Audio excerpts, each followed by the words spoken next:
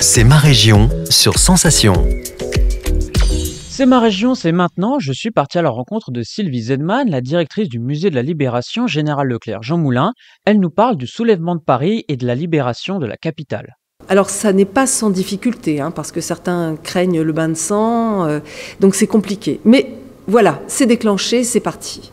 Le 19 août, les policiers résistants occupent la préfecture de police. Le 20 août, c'est au tour de l'hôtel de ville d'être occupé par les résistants. Donc tout commence à aller très très vite. En une semaine, tout va changer. À partir du 21 août 1944, des barricades s'élèvent partout dans Paris.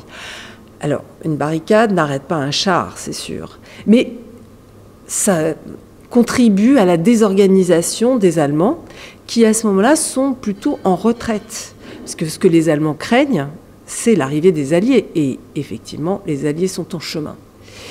Et c'est en fait le 24 août 1944, le soir, que les premiers éléments de la 2e division blindée de Leclerc, c'est la colonne du capitaine Drone, qui est formée de la 9e du régiment de marche du Tchad, composé d'Espagnols, qui est formée aussi d'éléments du 501e ou d'éléments du génie.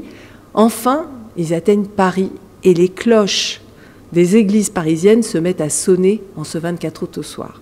Et le lendemain, 25 août, très tôt dans la matinée, ça y est, le gros des forces de la 2e division blindée entre dans Paris sous les acclamations de la foule, et il va y avoir quelques combats ponctuels assez meurtriers dans certaines zones, mais le 25 août au soir, ça y est, le commandant allemand de Paris a capitulé, et le général de Gaulle, dans Paris, peut faire son discours sur Paris libéré.